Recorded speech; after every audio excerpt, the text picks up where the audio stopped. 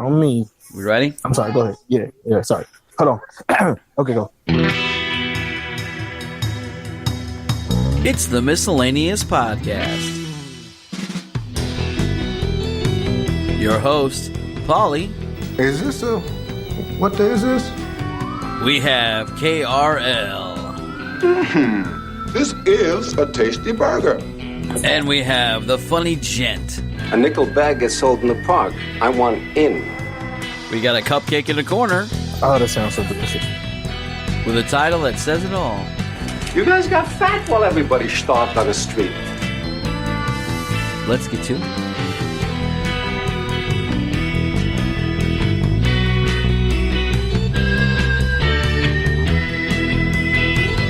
It's my turn. What's up, y'all? This is Lavender from Lavender's Corner. If you like Twitch TV, check out Twitch TV/Navarre Impossible.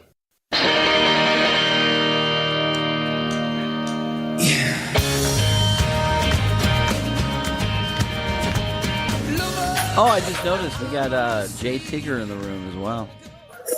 Hi, Jay Tigger. Jay Tigger. Christopher Robin. Aw. Here's a little kiddo in the background. Hi. She likes messy food. Ooh, what type of messy food, Cupcake? You remind me of a Sloppy Joe type of gal. Oh, ribs is fine too. She totally killed the move. There it is. See, that's like that allure of rib, you know? You got to get your hands dirty, your face dirty, your bits in all on your teeth, and you're eating mostly fat. I mean, it's weird. It is weird, but that's what St. Louis is known about, their ribs. Has anyone ever ate at Roper's off Jennings Station Road? It's a rib place. Best ribs in town by far. But cupcake very fucking delicious. It is good. LOL. Yes. Ribs. Yes. I've ate that before. They have a rib tip. They have a rib tip Snoop combination plate. Oh my God. If you like Snoops, they're so crispy and immaculate and delicious. I'm drooling right now. Sorry. My dude said, let the record show that the word immaculate was used today. I can't help it. It was so delicious. I'm drooling right now. But no, got to try Roper's. If anybody ever comes to St. Louis, head down on West Florissant and Jennings Station Road. Roper's is amazing. Wow. That'd be nice if they sponsored the show, too. We could get like a bunch of free ribs. That would, I would cry. I would cry. Oh, Coco said I can walk there. That's pretty cool. Oh, so she's on the ghetto. She's in the ghetto. Aw. All right, so not bad, though. August 11th was Shawn Whites Crawl for the Cure, and I got to attend to it. But I have a story. You guys ready? Uh-oh. So this is what I did over the last several days. We'll put it that. I think that's a good title for the show. That is pretty good. It's about to get scary. That's what it sounds like. Okay, I woke up late for the show and everything. I mean, I texted you guys and I was like, first I'm like, do we have to do the show? And then, KRL's like, nah, I don't mind. He's so effervescent. No. Crawl for the Cure was a huge surprise I didn't expect. I expected maybe like a table or two people, because what it is that it's a fundraiser for cancer research, but because Shawn White has incurable cancer. But the thing is that everybody was going to play Dungeons and Dragons for the fundraiser. And I'm not a big Dungeons and Dragons fan, so I didn't expect too much to be there. I didn't expect that many people. So I just show up without my equipment, just with my cell phone, make an appearance. Because, I mean, I did the commercials for the show. That was my donation. I gave them free commercials to whatever you could do with it. So I get there, and I got to meet up with the most coolest people, the most friendliest people, and a lot of people who spent a lot of money. So I'm really happy for that. So Nice. when I get there, it's a miniature market in off Manchester Road in St. Louis. So it's a really cool place. I am Colder the Witch Hunter, the 800-year-old immortal. So what's your name? My name's Mike Brodeur. I'm the events coordinator for Miniature Market's retail location. Yeah. Have you heard the commercial for the miniature market? I have, yeah. You like that? I did. It was very fun. You know, like card shops, like fancy shops. You ever heard of those places? Yes, sir. Yes, sir. Yeah. This is like, they don't have card games there. It's all imported board games and card games. And they only have a couple stores because Miniature Market is mostly online. I didn't know that. Wow. I used to frequent these places a lot. So I get in and it's a big store. So I walk in and, well, there was people outside and I was talking to them. They're actually another podcast. So I walk up to them and we're all talking and having a good time, like, you know, swapping stories back and forth of podcast stuff. And they're called Entertain the Geeky. Thanks for letting me interrupt your guys' game. All right, what's your guys' podcast again? Entertain the Geeky. All right, what do you guys talk about? So basically, we are a one-stop shop for everything nerdy, geeky, and geek-related. So pop culture, video games, board games, a little bit of everything. So if this works out, you can come on my podcast or Podcast Feud then, right? Absolutely. Absolutely, man. It's that or we'll have you on an episode. That would be awesome. We'll trade it up a little bit. There you go. Nice guys. Had a great time. I actually was kind of on their show. That they did a live show there. But, I mean, you could probably not hear me because they just set up microphones and it was so loud there. Yeah, whatever. So, no, cool. I got an awesome text from someone telling me, we're going to go on an adventure. Gross.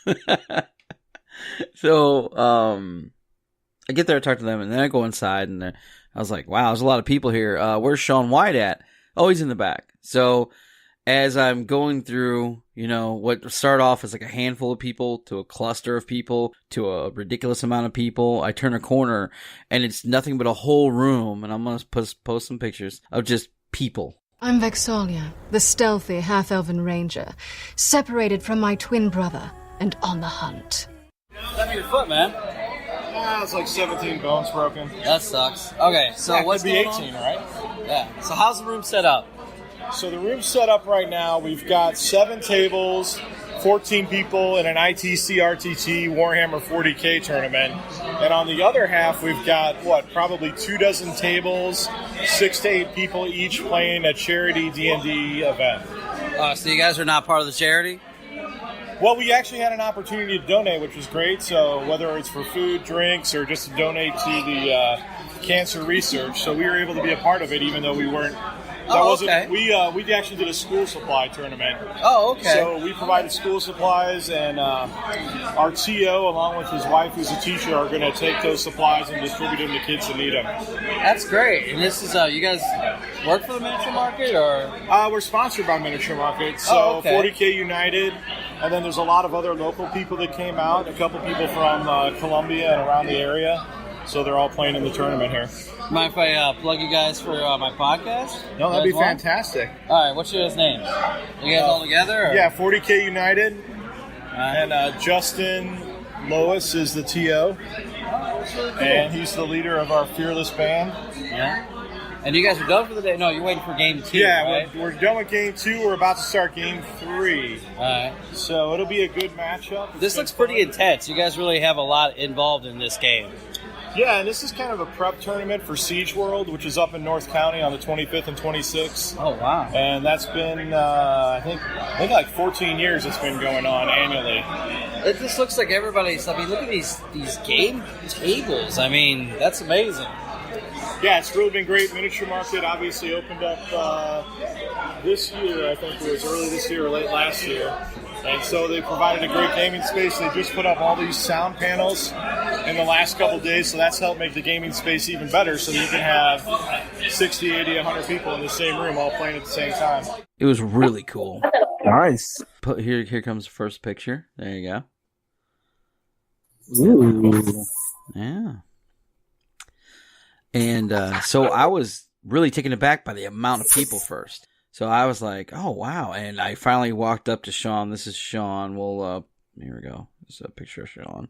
So everybody knows who he looks like. And by the way, for the listeners out there, One of the listener mails that we did get, I reminded, we need to link the Discord. They're all asking because they're missing out on pictures. Yeah. Hi, Sean.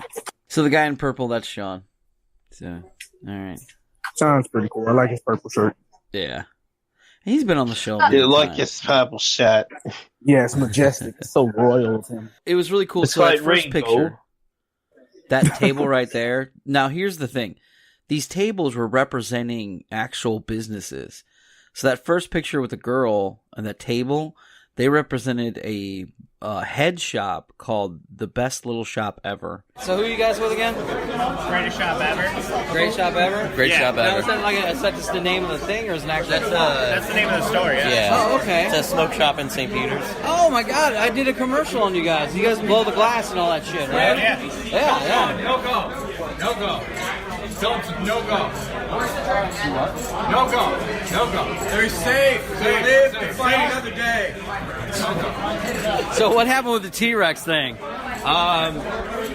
fought it for a little bit, and now we just fucking ran away and just are busting through the doors, getting out of the They're second too dungeon. hard to fight? No, we actually killed almost all of them but one, but we were wasting a lot of time, and we're just trying to fucking get through this shit now. Yeah, because they were talking about the timer earlier. Yeah, so... Yeah, we're running low on time. So our monk just straight up kind of baseball batted through it, and then kicked kind of the shit. Flurry of blows is cool as shit. I'm gonna make an announcement. We got some pretty cool items. We kind of destroyed them. We're having trouble fighting them. We just chose to leave because of the time crunch. You're fine. You do your thing. Is that the Reverend Horton heat? This is, yeah, man. Hell yeah. I've been trying to get over this table for a while, but it's kind of crowded. Oh, yeah. Now, okay, so who's the one that's donated the most right now? I don't know. Oh, okay. Yeah, probably. Cool. I'm odd man out. They had 5 people, and I came in late. So I'm just here. All right, so you guys want to hold on? Is that a one-hitter? No, it's a gun now. It's a what? It's a gun. It's a gun. Just a gun. Just a pendant, but yeah, it's a gun. That's how I was like, wow, it brings me back to my high school days. But so okay, so you guys, you have your own company and you blow glass and make a bunch of shit, right? Yeah. So where are you guys located at? St. Peter's area, right off Mexico Road. Okay. Mexico and Cave Springs. Wow. So they had There's a lot going on these tables, man. I can't even tell you what the hell's going on. There's paper everywhere. Yeah, they're Dungeons and Dragons is a role play game. So there you go. Dude, Dungeons and Dragons is the fucking truth. Like, oh my god. Okay. Like once you experience the imaginative space, it's like holy shit. It's like just getting right to it, huh? Okay. Yeah, I mean, like, just think about it. Like, I mean, you create your character, you literally can visualize your character. So some people go all out. Like, I have an actual person who models like some certain things that I like talk to her about. Like, I'll tell her about the armor and stuff. She will literally like make the armor and model out and send pictures to me of how she looks in that armor because I have a female paladin character. Huh. That's kind of hot. I get a physical representation. Oh yeah, she is also pretty hot too. I met her at Halsberg Diamonds over there in Westport, and like, oh wow, turns out we were like really big con geeks, and like we started talking about like D&D and Lord of the Rings and stuff like that. And she's like, "Do you need like a physical representation of your character? Because I got you." And I'm like, "Damn right." And just like some people go all out for their D&D events. Like when I was playing with my Bellavino's crew, we would go down to somebody's basement and be candles and shit everywhere. Like actual dungeon music. Like, dude. Wow. Like, dude. And this is why that room was packed, because that's some passion he's talking about right there. Right. I mean. So, okay, funny gent, that last picture I put up. So that piece of paper, or that I guess that board that's up there, that's a dungeon master. That's the guy who tells the other people at the table what's going on and what imaginary world they're in and what they're going after to fight. That's pretty cool. So you put that with what KRL just said, and you can get a little taste of the D&D. I like how everybody in this picture has on glasses. Not saying that, only nerds wear glasses, but, everybody has on glasses. Well, if you look, it's really weird because in the pictures, you get to see the diversity there because you have this idea of what a dork is, right? No offense to dorks out there, or nerds or geeks or whatever, but they have a staple of, what they look like. Never kissed a lady before. Nope, I said it. It's D&D. So I thought of that walking in, and then I see this nice array of different people, and I was like, oh, wow, I really dig this. Cupcake says, I used to build and set characters for friends. What do you think about that, KRL? Oh, yeah, that's pretty fucking awesome. We used to, one of my friends used to actually, build, mold through ceramics people's characters and shit like that and place them on, a chessboard almost. Wow. Yeah. Some of these tables actually had mapped out stuff. The ones in the way back actually had models and everything. It was cool. I mean, hold on. Let's be fucking serious here. The way that culture works here in America is fucking stupid. We always praise the asshole and shun the nerd, but then all of a sudden culture shifted and now everybody's walking around geek chic. Get the fuck out of here. Geek chic? Yeah, check this out. Our best shows on TV are all based around geek shit. Yeah, these things, Stranger Things. The first thing you see in Stranger Things is 5 boys playing D&D for 10 hours straight. Wow.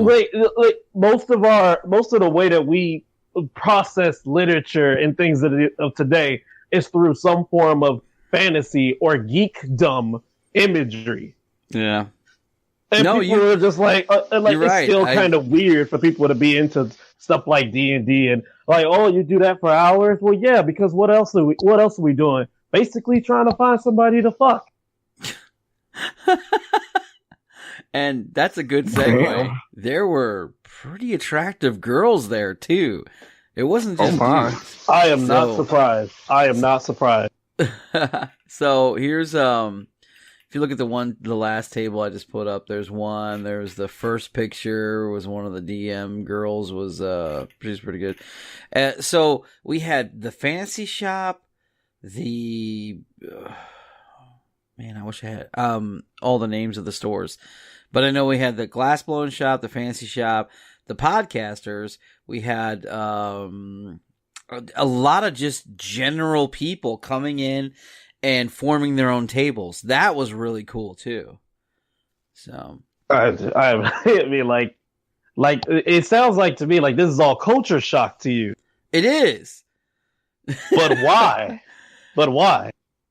Because I expected a certain amount of people and a certain way they looked. And I didn't get that. Okay, so, but that's okay though. It's okay. I'm just saying that. Well, no, it's all good. I'm just saying, notice that, the way that society people that they do not respect. Back then, I'll say around the 90s, everybody the characters that we idolized were all badass army assholes. Rambo, Terminator, all of these guys that look like they came in and took charge of everything. Whereas the nerd dudes were always in the back messing around with the computers and stuff. But half of these idiot army dudes couldn't do shit without the nerd telling them to go left. Yep. No, you're right. So nowadays, culture has shifted, and now we're looking at people who started basically computer apps and things like that, and these are the most powerful people on earth outside of bullshit business tycoons. But I'm saying, some of our best villains have been the imaginative process of someone who played D&D for 10 hours straight. Yeah. So, and then back to the thing about there being girls there. It's Like, for real. And these are girls that you can actually have a conversation with, talking about the thing that they like the most, outside of them saying, yo, you want to buy us a drink? Bitch! Girl just asked me, come up to me, hey, you want to buy me a drink? I'm going to buy me a drink. You know, that is 100% true. I go to many bars, and that's a lot of things I hear. I'm thirsty, or you want to buy me a drink, or are you getting something? It's like, okay. I'm like, Jesus Christ, man. Like, and then, fuck around. Like, you always run into the same problems with any type of social settings. There's always going to be assholes. There's always going to be fucked up dudes trying to, just only there to hit. There are all of these problems within every type of community. But when it comes to like certain, let's say conventions like Gen Con, people fly halfway across the world just to go out there and play D&D for 5 hours straight. Like, shit's fucking fun, man. Yeah, like we're going a little too ahead with the Gen Con thing. Not really ahead, like, never mind. It's just, I'm trying to segue into some of these things, so I don't know, whatever. So let's just get down to the meat of things, okay? So, as, like you were saying, the girl thing, yeah, I mean, I've played D&D before, but I did it actually only for a girl. I met a girl, and she was, I played, okay, I do too, I never really paid attention to the subculture and everything, so I'm learning a lot. Sell out. Okay, so... Sell out? Hell no, he was trying to win, and on top of that, he learned about something awesome. Sure, mistakes were made, but still, like, bruh, it's like walking into a casino, meeting like some girl that's been gambling all her life. You hit it the first time, and you learn all about poker and shit that you didn't know about when you walked in. Yeah. I am Grog, a Goliath barbarian with a love for combat, women, and ale. Now, here's how it went. To play the game, you had to register and pay $20. So every person in that room already had to pay $20 to be there. Now, with your $20, they got a free sandwich, chips, and a drink, right? Everything else that they had like a little bake sale there, and they had other food and drink you can have. You just donate extra money, and they were really cool about it. They're like, you'd go there and be like, well, how much for the soda? And they're like, well, how much do you want to donate? And I like that answer versus, oh, it'll be like $1.50 or something like that. I mean, because you can go, well, I know it's $1.50, so I'll give like $2 or something. So it makes you feel a little better when they do that instead at a fundraiser. I mean, not like in real life. That's pretty cool, though. Yeah. So okay, you had that, right? And they had awesome bake sale ladies there. There was 2 girls. It's like cool as hell. They had tons of food. They had the zucchini bread, chocolate zucchini bread. They had some kind of coconut thing. They had banana bread. They had sandwiches. They had cookies, homemade cookies. They had just a variety of stuff to choose from. It was really good. Really good. During the game, now KRL, I think you'll like this. They can put other obstacles in front of other players to mess up during the tournament. Or they could do some other things to help out themselves or the table. And all of that is through donations. So the DM would lay down these cards for different various priced things for if they needed a potion, if they needed extra life. All right, so I'm back here with the best shop ever. Now, what are you guys doing again? We're just basically burning through the deck for all of the items so we can get hopefully some armor so that we can go into the battle royale. Now I see there's price tags on it, so this is what you guys would donate to help further your cause. I like that. So, dude, Gaming for charity. Power gaming for charity. I like that. Better gaming through deep pockets. I like that. Yeah. Now, how do you purchase these? Once they get everything, they're going to take their final total and pay cash up front. Oh, yeah? Yep. Yes. Hold on. Let me throw some money in for you guys, because I like you guys' table the most. Thank you, man. Thank you, dude. No problem. But it has to be something cool, like a badass bandana or something. If they wanted to mess with another table, they can put out monsters. What's your name? My name's Shawn. Shawn's like Shawn White. Yeah, but I'm a different Shawn. Okay, so, and what's going on right now? So right now there's some discussions. One table is getting ready to drop a ton of money to drop big 3 shadow dragons on every other table and attempt to kill them off before the battle royale, but they want to be nice about it. Yeah. Shut up. You didn't hear that. Okay. So they want to be nice about it, so they want them to get to the end. You know what I'm saying? So they're trying to set up so it'll happen at the end. The problem with that is each fight's going to take a while. And if you look at that timer, we're running out of time. Gotcha. So okay. Yeah. That's why I'm antsy right now, because it's got to get settled up so I can get this stuff out and make it happen. And there was tables paying up to $300 to mess with other tables during the tournament. It was fighting words right there. I know. And they were putting obscene things like the one guy yells out 1,000 skeletons or whatever because they really get into their games. I'm sorry, what was your name again? Roger. Roger. Now, Roger was telling me earlier that you guys have things at other people's table already? Yes, we do. So how do you do that? So basically, you're going to find a monster in the monster manual, and you can actually talk to this guy right over here. Not Tony. The guy that... Which guy? The guy with the spiked hair. Yeah, he's got a book called a Monster Manual. Right. You can dig through there, and basically, you've got $1 for every 100 experience points on a monster. So he'll help you sort through all that. Okay. What we found to be extremely effective is going really cheap. You can do skeletons or goblins, here's the thing. and we put 40 on somebody for $10, and it took them a half hour to kill them all. Oh, really? Yeah. I like that. He saw us drop 40 skeletons on a group for 10 whole American dollars and went, well, hold on, that is too cheap for that amount of fuckery. That's exactly what happened. So I expect that is that's why I'm going to clarify. Even less expensive things. So now we're just dropping T-Rexes everywhere. How much are those? It cost us $52 for 2 T-Rexes and 2 air elementals. 2 57. T-Rexes, 2 air elementals. All right, I only brought $100 with me, so. I mean so basically, $38 I think, or $39 gets you 2 T-Rexes. Copy that. So you could basically do that 2 or 3 times and drop it on every table if you wanted to.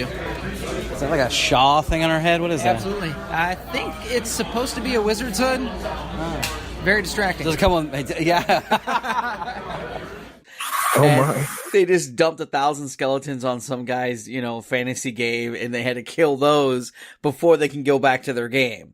So I thought that was really inventive and really cool. That last picture you see of Shawn, the guy in the black is also named Shawn.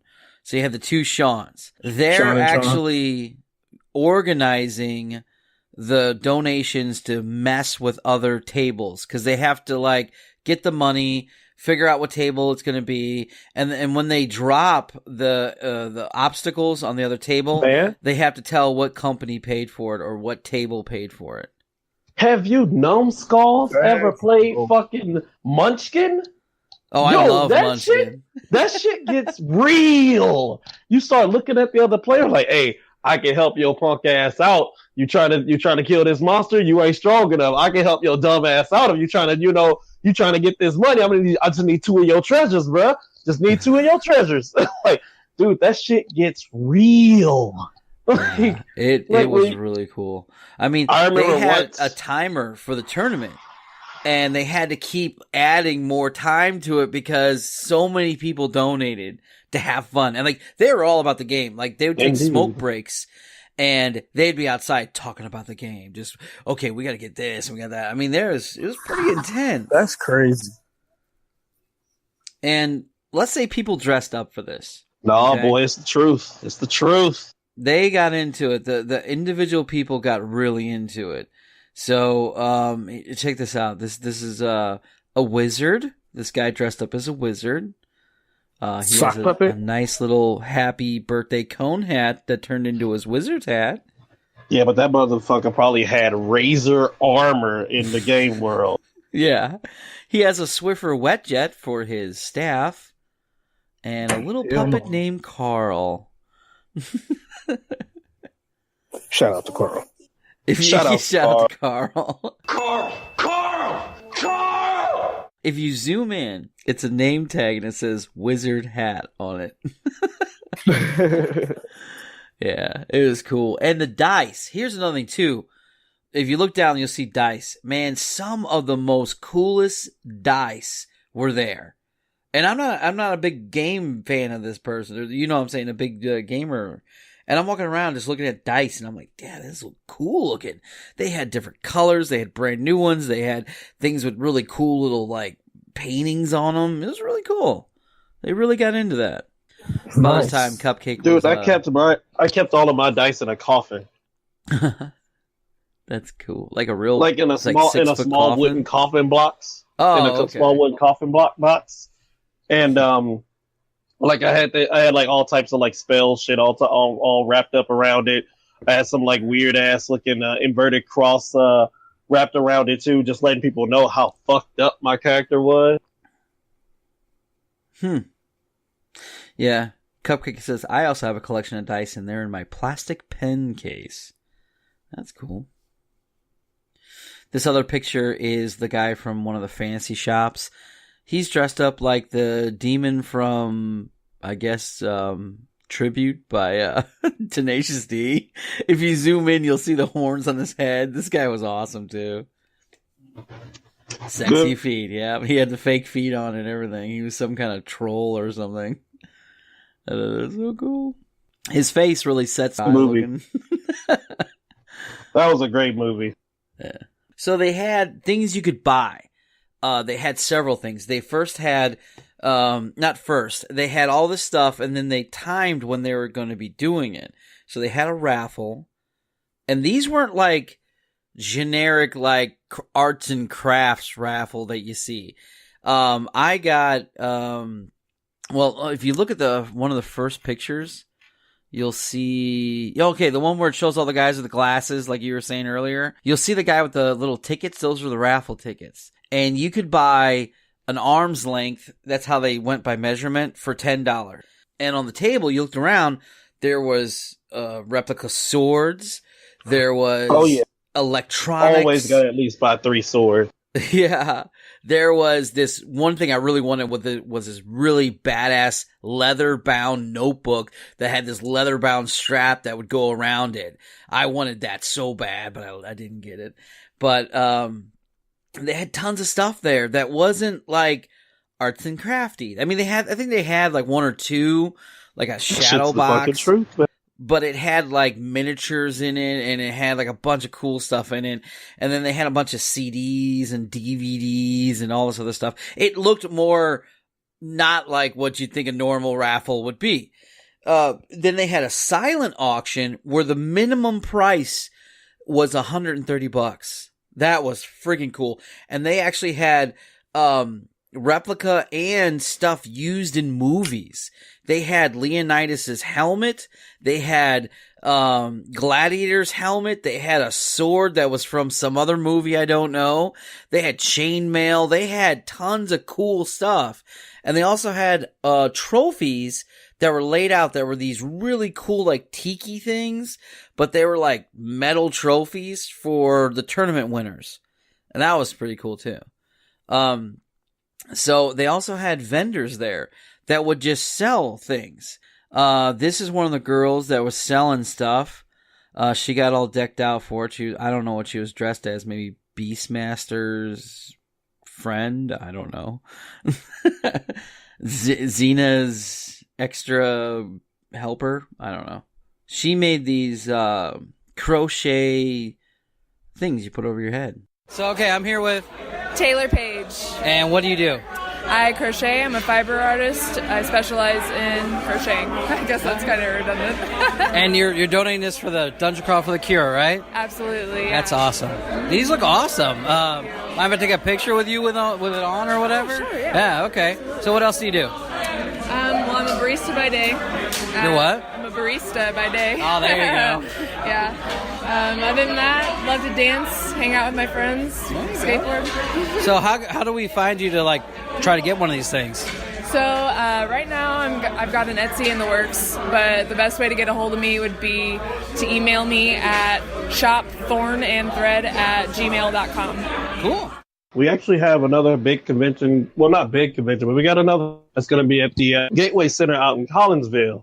And it's an older convention that I think actually that Rudder's been to a few times too. Oh, cool. Cool. Yeah, like that's Archive. which is like 3 days, and it's kind of lit. All right, so I didn't mean to interrupt with the all right, so, but what I'm saying is, so no, do you think I'm still prepping? Which is weird. I don't really hear anything like clanging about. That's because I got the push to talk going. Dude, I've been slicing up so many damn peppers and garlic and shit, man. People would have been going crazy. What's KRL doing over there? Heyo, wouldn't you like to know? It's all chopping, slicing, and dicing. I love it. They wouldn't understand.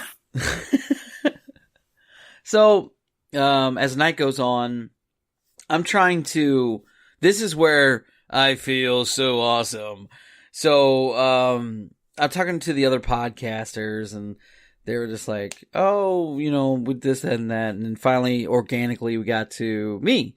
And I said, oh, I did the commercials for the Dungeon Crawl.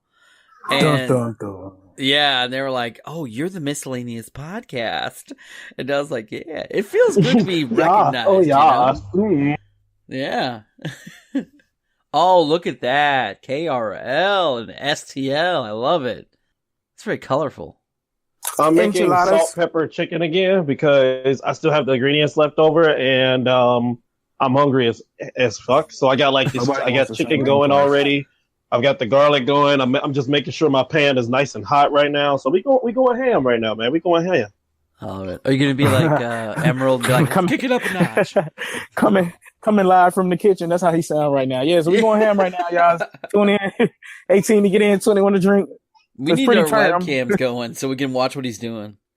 Right. Sorry about that, people. Yeah, man, we just got it going down here, man. We got girls falling over and shit, man. I don't know how the fuck we get that. Man, we got people with lamps on their head, bro. And we're just trying to cook and stuff. I have no idea what's going on. But you know what? Hey, we're gonna get some nice photographs. All right, that was KRL in the kitchen. We'll be right back to him. We're going to go on over to... Dude, that's awesome. I love it. And also, like, it was funny because Cupcake goes, the Miscellaneous Cooking Show live with KRL. That's awesome. Yeah, stupid. So it was really cool. And after they were like, oh, you're the Miscellaneous Podcast. And we were all talking. And it fluttered around the room that I was there. And that made me even bigger geeked out that people knew me. So as I'm walking through, I wanted interviews from tons of people. Because I figure while I'm there, I'll throw my phone up and we'll get some interviews. And it was amazing, the turnout for interviews. The lady who was selling the Shaw, she had stuff she was going to email the show to show you where you can buy all her stuff at. So we'll link that up when we get it. I am the headmistress, a human monk whose family was killed during a civil war and who's now out seeking vengeance. What's your name? Patrick Murray. All right, and what do you do here? The store or in St. Louis? I'm confused. Okay, you're helping him out with the Dungeon Crawl for the Cure, and you're taking video and stuff, but what else do you do? I've done local cinematography and directed some of my own short films for St. Louis Film Festival. Oh, really? And Showcase, etc., etc. How would a person look that up for that? I have my short films are on my Vimeo account under Patrick Murray, Murray. So we just Google you and it'll come up? Mm-hmm. All right. IMDb too. I'm under Patrick R. Murray. Wow, you're under IMDb. That's really cool. That's like big time. Not that big time, but I think I have a bacon number of 3 or something like that. So what are your shorts about? I've got multiple of them, but some of my favorites and the ones that are the best in quality after I sharpened, my skills and got in touch with people that could really help me with their skills. One named Confined, about one man that has been stricken to a wheelchair and paralyzed by a stroke before his time, and his wife is incredibly abusive of him. And the short film reveals why. I have another one that won Best Actress at the St. Louis Filmmakers Showcase a year or two ago, called The Bee Girl. And that is more of a kind of a saccharine sweet drama about a young woman that decides to drop her career and just goes back to her hometown to try to reconnect, and it doesn't really work out. That's pretty cool. Those are like nice dramas and stuff like that. Yeah, I have a bad habit of making short films longer than they need to be, but they're the stories I want to tell. Festivals prefer to have much shorter films. Mine tend to be 15 minutes or so, but that's what I want to do. So you write, direct, film it. You do everything, right? Yeah. More out of necessity than anything. Just decided to do it myself with no formal film education and took the dive. Thanks, man. Pretty much everybody there either had a podcast or video blog or YouTube channel or whatever in the works, because I guess everybody needs a podcast, which is great. And it was really cool. I met different people, but like they're doing gameplay, so they couldn't do it. So they'd be like, "Can you hold off to the break?" How'd you guys do? You guys got in the Coliseum. Now, was there any table that didn't make it? Do you guys know of? No, I haven't heard of one. No. Cool. So everybody made to the final. It was semifinals or finals? So the way it works is now what they're going to do is they're going to go to a giant coliseum where there are gnomes cheering and raving for their team to win. And so they're going to have to fight to the death, work together as a team with the table, but only one table with the players is going to survive. One team. I like it. Only one team will survive. I like that. So you guys all ready for it? Yeah? You guys buy all your extra stuff so you can kick everybody's butt? Cool. Now, have you guys dropped any surprises on anybody else yet? We're pretty calm. You're pretty calm? You're like just staying quiet till it gets to the big part. And you're going to be like, BAM! I like that. So what's your name, man? My name's Stephen Kramer. Right. So I've been DMing for probably about 8 years now.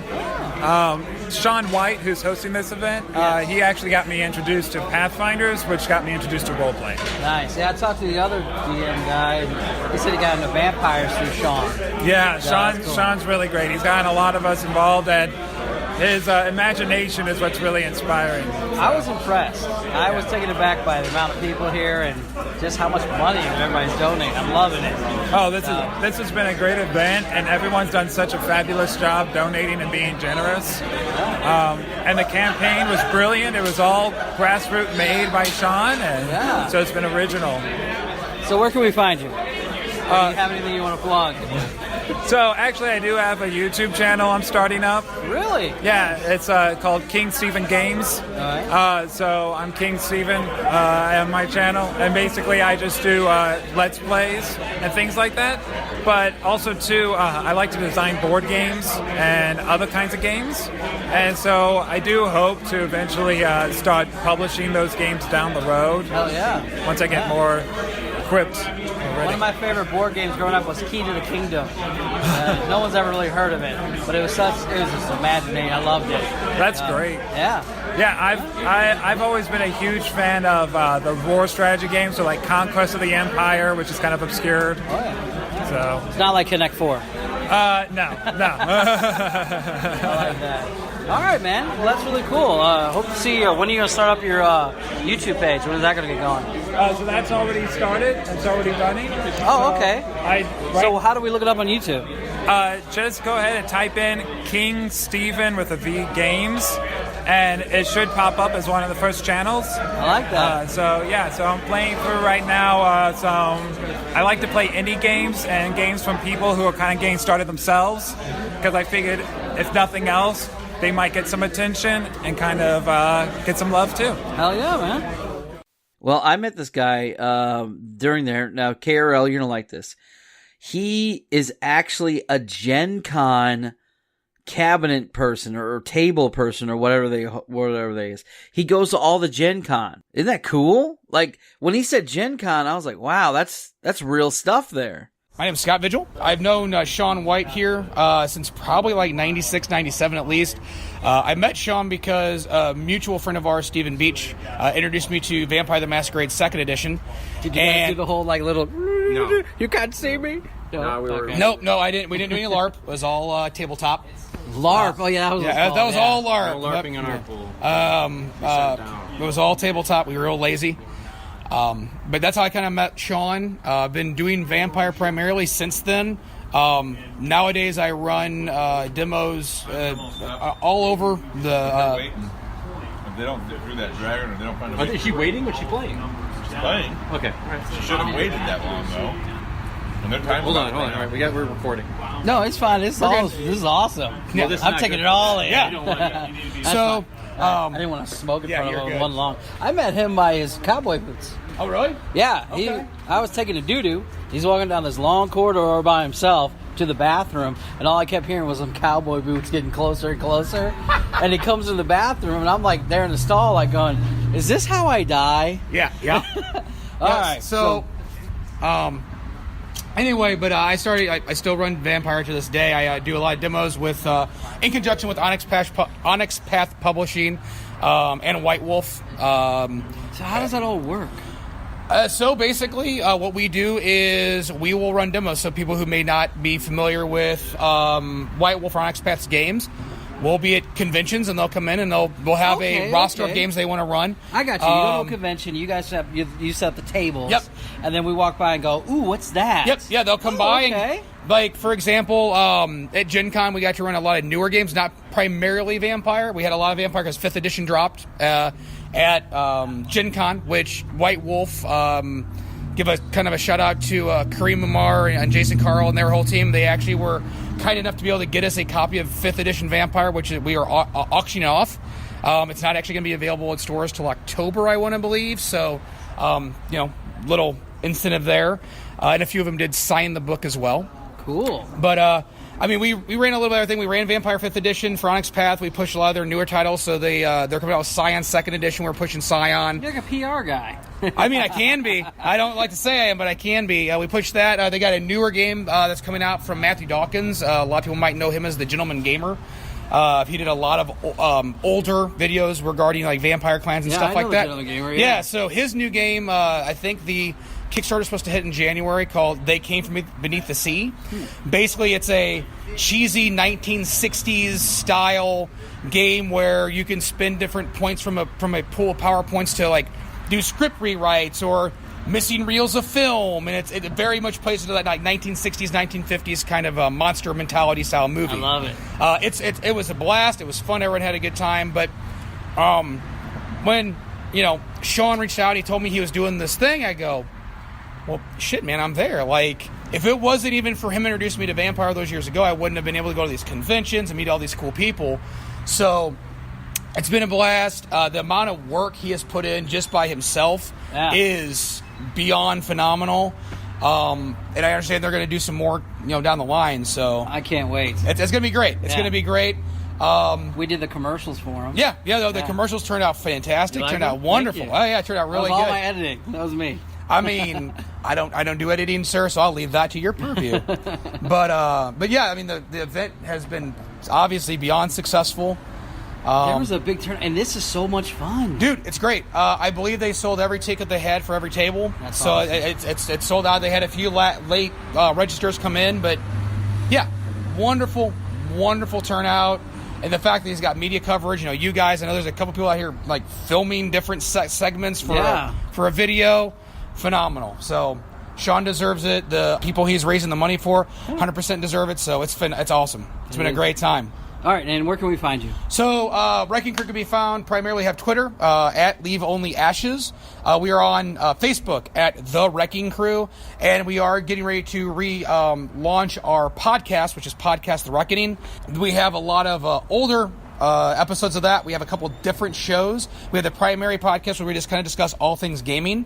We also have a world building podcast where we basically take ideas and help people build their worlds, build their campaigns, and give kind of pointers that way. That was my man is part of the High Council and shit. And I get first dibs on life. What a happy surprise. I'm DuPont, Dwarven Rogue, and if there's coin to be had, I'll be there.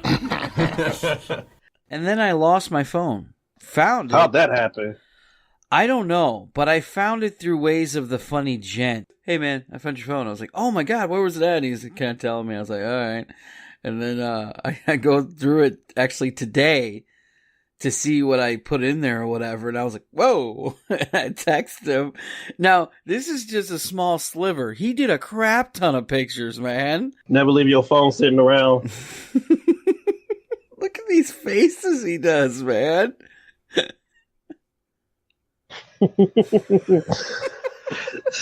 They had God, like, I look croissants. great. You like that?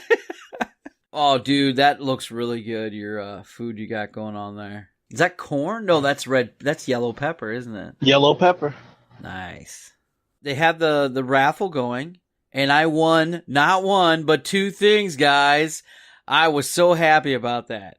And there weren't, like I told you, they weren't like normal things. They were badass things. So I got a mini DVD player. I got gaming headsets. Wait a minute, you got gaming headsets? Now that's hype.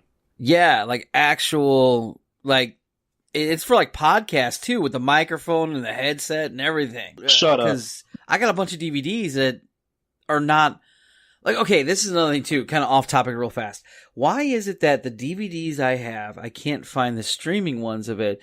Like Boston Legal is one of my favorite TV shows. They only have the last season that's streaming right now. But I have all the seasons already on my DVD list. But they don't have it streaming. So you know what I'm saying? Like, why is that? I don't know. Copyright issues and licensing. Once a show gets licensed, usually the streaming companies have to pay a certain amount to get this show onto their networks. Oh. Like Boston Legal's several years old. It came out in like 2004 to 2006 or somewhere around there. So they're not going to get a lot of people wanting to buy it to augment the price of the licensing. Okay. Hope everybody enjoyed listening to it, but we're going to cut this episode into two parts because it went on too long. Check out next week's show. Nitro Herbal Energy Drink. Infused with 3 herbs and 2 vitamins to give you the best quality in a drink your body can handle. To order, call 1314-485-9294. That's 1314-485-9294. The Frazzly Report is a fan podcast that covers Blizzard games. A short news report every Friday by the Awesome Gnome. You can find us at frazzlyreport.com. If you liked what you heard, please subscribe to the Miscellaneous Podcast. You can find this podcast on almost all podcast platforms and on YouTube. To contact the show, send your emails to miscellaneouspodcast17@gmail.com. You will also find us on Twitter at PJ Miscellaneous, and you'll find them on Facebook at Facebook/MISC Podcast. Can't believe you're making me do this, Marv.